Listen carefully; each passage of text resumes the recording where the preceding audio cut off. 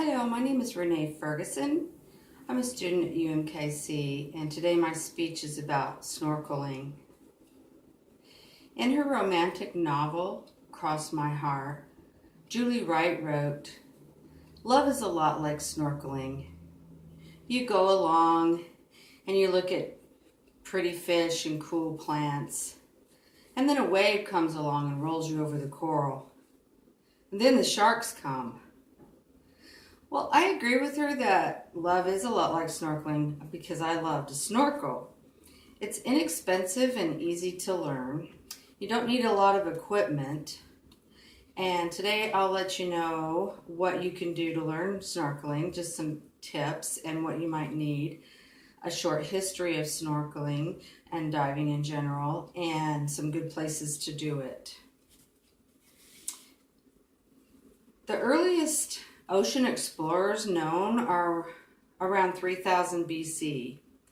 They were sponge farmers on the island of Crete, and they just used reeds to breathe through so they could see what was under the water. The history of snorkeling and diving developed rather slowly, but we know that in 333 BC, Alexander the Great helped develop the diving bell. It was really large and cumbersome and heavy, but it allowed people to stay down under the water for a long period of time. Leonardo da Vinci, he developed a lot of different kinds of diving apparatus. In his drawings were found everything from simple tubes to a complete diving outfit. And he even developed gloves with webbed fingers.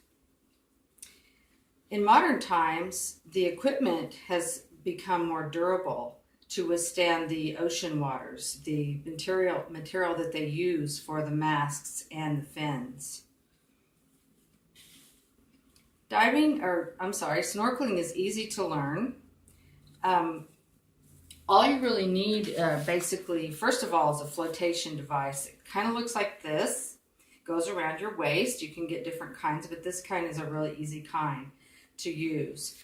And it helps with safety, especially if you're out and you might get a cramp, or especially for children who are out in the water.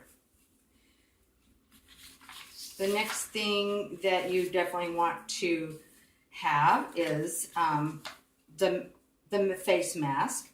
You want to make sure that it fits your face securely so that there are no leaks. And then also there's the snorkeling tube, which connects to the mask. It's removable, but it connects to the mask. And then the other thing is the flippers for your feet. And I tried it both ways with snorkeling, and they look similar to this. And flippers make it much easier to maneuver when you're out in the ocean, especially when there's a current. The most important thing to remember about snorkeling is how to relax when you're in the water, because really all you have to do once you get the equipment on is get out past the waves and then just lie down on top of the water. You'll be floating and your face is just in the water, with the snorkel tube above the water, of course, so that you can breathe through it. You want to learn how to fit the tube securely in your mouth, and there's ridges to hold it in your mouth with your teeth. And then you just have to learn, or just remember, to breathe in and out through your mouth, and breathe slowly in and out through your mouth. That's really important so that you can have a lot more endurance while you're in the water and you don't get tired as fast. If water does get in your snorkel, you just blow the water out.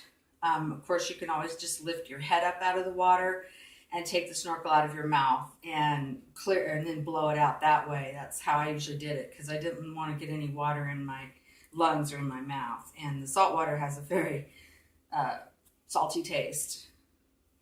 The equipment can be rented most of the time, most places that you go, for about $20 a day, and it's usually really good quality. There's also stores, such as in Hawaii, there's the ABC stores, and they sell a lot of the equipment at a very reasonable price. One of the places that I like to go to snorkel is on the island of Oahu in the state of Hawaii.